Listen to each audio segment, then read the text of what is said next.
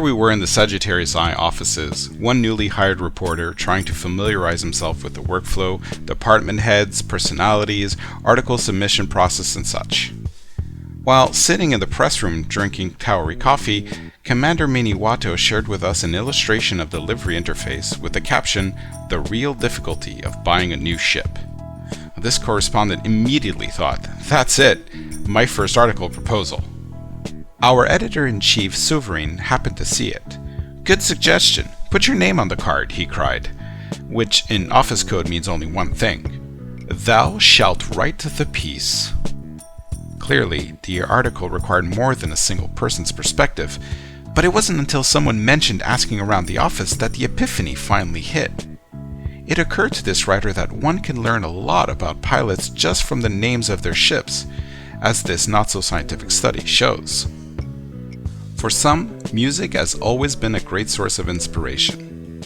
It was a couple of years ago now, with one of my anacondas, Miniwato told us, I'd gone out exploring on a roughly 250,000 light-year expedition. This was before my current combat career. But I couldn't think of a fitting name. After about 2 months out in the black, and around 150,000 light-years on the clock, I was starting to get a small case of space insanity. In my travels, I had listened to hundreds of albums of music, and at this point the song Sound of Madness came on, from an old Earth band called Shinedown. I immediately realized how fitting the phrase was, with the silence of distant, empty space being what I considered the sound of madness. The music, ironically, became the only break from it.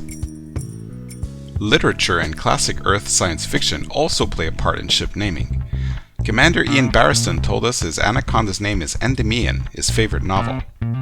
Commander McNichol too shared his list of ships and their names, each a brilliant reference. My ASP Scout is Touch the Void, a reference to Joe Simpson's book. My ASP X is Windward, whilst my FDL's name is Hostile Intent. The Crate has the Mark of Cain, and the Vulture is proficient in the use of weapons. My Dolphin, as she departs, calls out, "So long and thanks!" And then there are the Farthest Shore and Ad Astra. Some of those are pretty obvious references, while others are a bit more obscure. Commander Lex Moloch uses a tool for ship naming, which has the tendency to produce, in his words, awesome stuff such as the Disappointment Executioner or the Lone Radiation. And indeed, fun is a powerful inspirational tool. Commander Sverin tends to stick with adjectives plus rodent. So my first ship was the Salty Weasel, then the Greased Ferret, then the Lonesome Stoat. Then I ran out of good rodents. Of course, this revelation in the press room fueled a series of adjectivized rodent name suggestions, with such gems as Stainless Steel Rat and Funky Marmot. Orange Phoenix couldn't hold back any longer. Due to the way I fly, my passenger orca is called Titan Uranus. He also has a friend who called his cutter the Compensator. No one was entirely sure what the friend meant by that.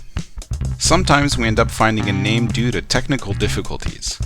Commander KY Vata mentioned that the 20-character limit for ship names can be frustrating.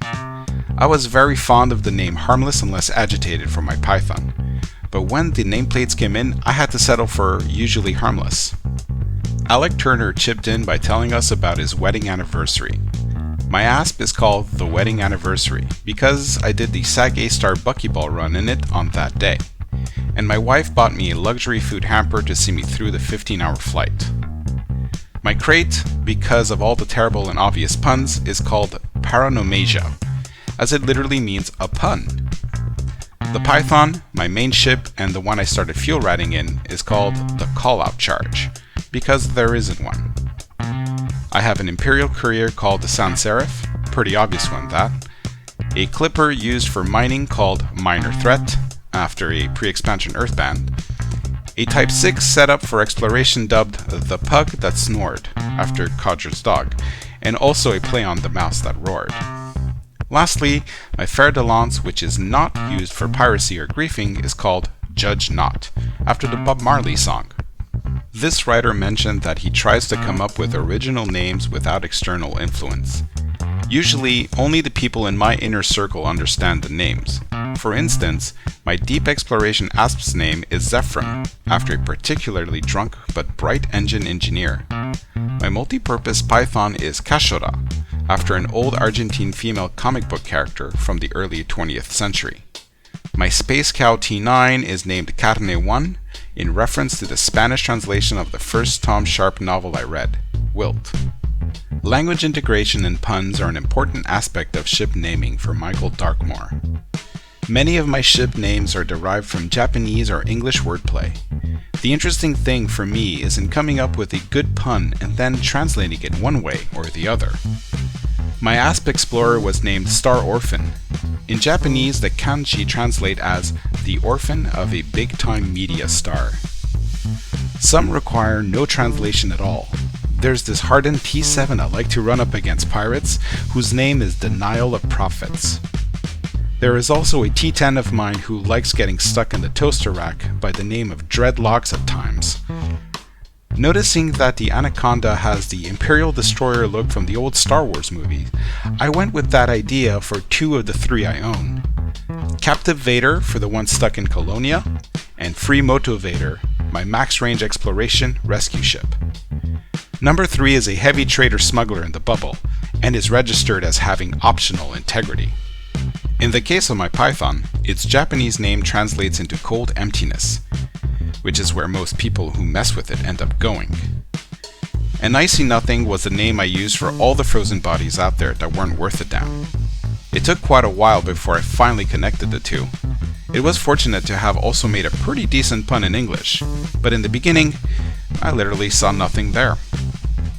Sometimes there are deeper motivations required to find the proper name. In the case of Commander Orange Spark of the Galactic Academy, it was respect for a colleague. He named his federal corvette the KLNS Sears, Kunlan Navy ship, honoring a comrade who had been a huge fan of the Federation and their ships. The name was chosen in remembrance of the commander, who sadly passed away.